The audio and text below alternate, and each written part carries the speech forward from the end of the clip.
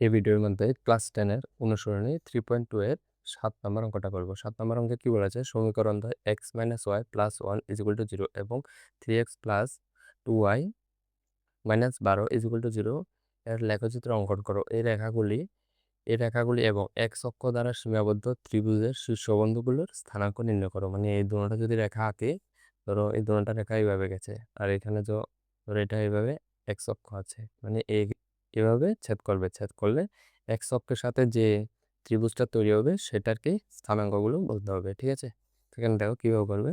দেওয়া আছে প্রথমে,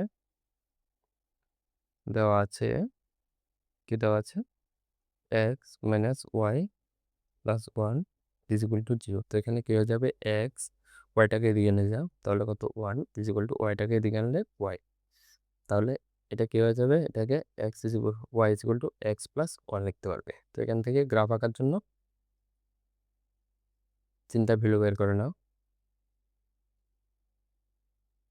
দেখো x আর y, এটা হচ্ছে 1 নং সমীকরণ। দেখো y = কি আছে, x + 1, মানে x এর ভ্যালু যত নেব y এর ভ্যালু 1 বেশি আসবে। তাহলে x এর ভ্যালু 3 নিলে 4, x এর ভ্যালু যদি 5 নিই তাহলে 6, x এর ভ্যালু যদি 7 নিই y এর ভ্যালু 8 আসবে। মানে 1 বেশি, তো x এর ভ্যালু যত নেব y এর ভ্যালুর সাথে x প্লাস হবে, 1 প্লাস হবে। ঠিক আছে, তারপরে না বুঝলে দেখো এখানে দেখো x = যদি 3 বসাও, তো এখানে যদি 3 বসাও 3 আর 1 কত 4, y = 4। x যদি 5 বসাও, এখানে যদি 5 বসাও 5 আর 1 6, y = 6। x 7 বসাও, 7 বসালে 7 আর 1 8, y = 8 আসবে। ঠিক আছে, তারপরে কি দেওয়া আছে, আবার আবার আরেকটা কি দেওয়া আছে, 3x + 2y - 12 = 0। এখান থেকেও সেমভাবে 2y = কত হয়ে যাবে, 12টাকে এদিকে আনলে +12 আর -3x। তো এখানে y = 12 - 3x বাই কত 2। এখান থেকেও সেমভাবে গ্রাফ আঁকার জন্য 3টা ভ্যালু নিয়ে নাও, x আরেকটা হচ্ছে y। এটা হচ্ছে 2 নং সমীকরণ। প্রথমে যদি আমরা যদি আমরা 0 নিই, x 0 নাও, x 0 নিলে এখানে কত আছে, y = 12 - 3x বাই 2। x যদি 0 নিই তাহলে 3 এর সাথে 0 গুণ করলে 0 হয়ে যাবে। তো এখানে কি আসবে, y = 12/2। যদি কাটাকাটি করে কত 6, 2 দিয়ে কাটলে 6, 6। তো যদি x যদি আমরা কত আমরা 2 নিই তাহলে কত আসবে, দেখো x যদি 2 নিই, 12 - 3 × 2/2। তো এখানে কত হয়ে যাবে, 12 - 3 দুগুণে 6/2। তো 12 থেকে 6 বিয়োগ করলে 6, আছে 2, কাটাকাটি করলে 3, 3 আসবে। ঠিক আছে, এরপর x যদি আমরা 4 নিই তাহলে কত আসবে, দেখো x যদি 4 নিই, এখানে আছে 12 আর এখানে x এর জায়গায় 4, 3 4 12 হয়ে যাবে। তো 12 - 12, এখান থেকে যদি আমরা 2 দিয়ে ভাগ করি, 12 থেকে 12 বিয়োগ করলে কত 0। এরপর একটা গ্রাফ পেপার নিয়ে সেমভাবে এটা হচ্ছে y অক্ষ, এটা হচ্ছে x অক্ষ। এগুলো আর তোমাদের বলতে হবে না, আমি অনেকগুলো অঙ্ক করিয়েছি। এখানে দেখো 1 নং সমীকরণ বিন্দু কি কি আছে, 3 5 7, 3 5 7। ঠিক আছে, কালারটা একটু চেঞ্জ করে নিই। 1 নং সমীকরণের বিন্দু কত আছে, 3 5 7, আর y কত 4 6 8, 4 6 8। এটা হচ্ছে y, এটা হচ্ছে x। তাহলে প্রথম বিন্দু কি 3, 4। তো x এর ভ্যালু 3 যাও, আর y এর ভ্যালু কত 4, 4 মানে উপরের দিকে, 4 এখানে হবে। ঠিক আছে, বিন্দু এটা হবে। তারপরে x এর ভ্যালু 5, y এর ভ্যালু 6, x এর ভ্যালু 5 আর y এর ভ্যালু কত 6, এটা হচ্ছে 5, এটা হচ্ছে 6। ঠিক আছে, এই দেখো 6। তারপরে x এর ভ্যালু 7, y এর ভ্যালু 8, x এর ভ্যালু 7, y এর ভ্যালু হচ্ছে 8, এটা হচ্ছে 7, এটা হয়ে যাবে 8। ঠিক আছে, এবারে তিনটা বিন্দুকে স্কেলের সাহায্যে সংযুক্ত করো। ঠিক আছে,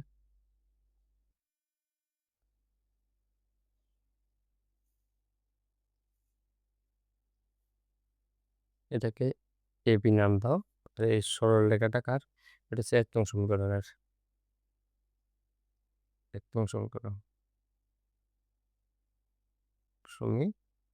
ঠিক আছে, এরপর 2 নং সমীকরণের ক্ষেত্রে বিন্দুগুলো কি কি এসেছে, 0 to 4, কালারটা একটু চেঞ্জ করে নিই।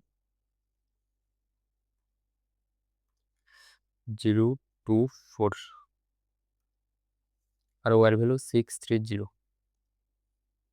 630, এটা হচ্ছে এক্স, এটা হচ্ছে ওয়াই। প্রথম বিন্দু কি, এক্স এর ভ্যালু 0, ওয়াই এর ভ্যালু 6, এক্স এর ভ্যালু 0 মানে এখানে, আর ওয়াই এর ভ্যালু কত, 6 মানে এখানে, ঠিক আছে, এটা হয়ে যাবে কিন্তু। আরেকটা কত, 2 3, এক্স এর ভ্যালু 2, ওয়াই এর ভ্যালু 3, এক্স এর ভ্যালু 2, ওয়াই এর ভ্যালু 3, ওয়াই এর ভ্যালু 3 মানে কোনখানে, এখানে, ঠিক আছে। এই হচ্ছে ওয়াই ইজ ইকুয়াল টু 3 আর এই হচ্ছে এক্স ইজ ইকুয়াল টু 2, এটা। আরেকটা কত আছে, x is equal to 4, y is equal to 0, অর্থাৎ x is equal to 4, y is equal to 0, মানে বিন্দুটা এটাই হবে, ঠিক আছে। তারপর একটা স্কেল নিয়ে বিন্দু 3টাকে আবার যুক্ত করো।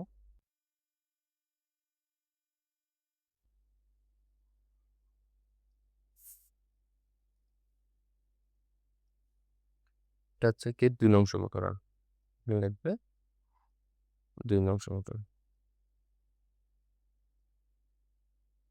এটার নাম কি দেবে, সি ডি। 1 নং সমীকরণের নাম কি দিয়েছি, এ বি, আর 2 নং সমীকরণের সি ডি, ঠিক আছে। এরপর উত্তরটা কিভাবে লিখবে দেখো, 1 নং সমীকরণের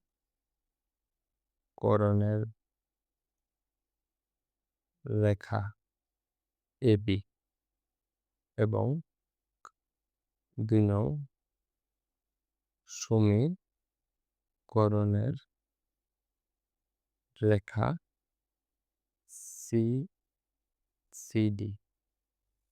দেখো এখানে একটা ত্রিভুজ গঠিত হবে, আমি বলেছিলাম। এখানে প্রশ্নের মধ্যে বলেছে এই রেখাগুলো এবং এক্স অক্ষ দ্বারা সীমাবদ্ধ ত্রিভুজের শীর্ষবিন্দুর স্থানাঙ্ক নির্ণয় করো, ঠিক আছে। দেখো তো এখানে হচ্ছে এটা, এ দলটা হচ্ছে রেখা আর এক্স অক্ষ সীমাবদ্ধ মানে এখানে, ঠিক আছে। তো দেখো আমি তোমাদের দেখিয়ে দিচ্ছি, এটা হয়ে যাবে এ ত্রিভুজটা, ঠিক আছে, এ ত্রিভুজটা হয়ে যাবে। এবার ত্রিভুজটার নাম দিয়ে দাও, কি নাম দেবে, পি কিউ আর দাও নাও, এটা হচ্ছে আর।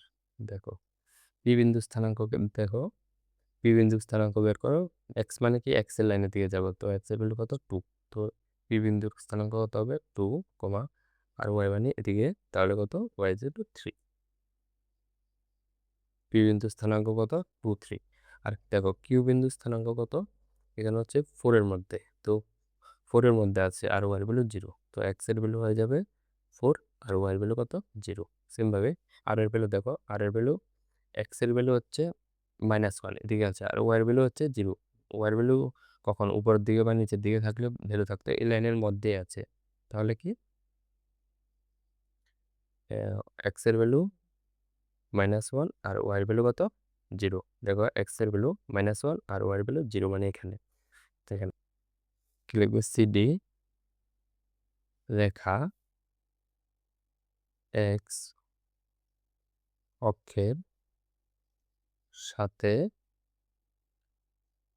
ত্রিভুজ, কি ত্রিভুজ, পি কিউ আর, ত্রিভুজ পি কিউ আর গঠন করেছে, গঠন করেছে। আমাদেরকে এখানে যে পি কিউ আর এগুলোরই, এই যে পি কিউ আর এগুলোরই স্থানাঙ্ক বলতে বলেছে, সুতরাং পি বিন্দুর স্থানাঙ্ক, পি বিন্দুর স্থানাঙ্ক, স্থানাঙ্ক এবং কোশ্চেন বলতে বলেছে সীমাবদ্ধ ত্রিভুজের শীর্ষবিন্দুগুলোর স্থানাঙ্ক নির্ণয় করো, ঠিক আছে।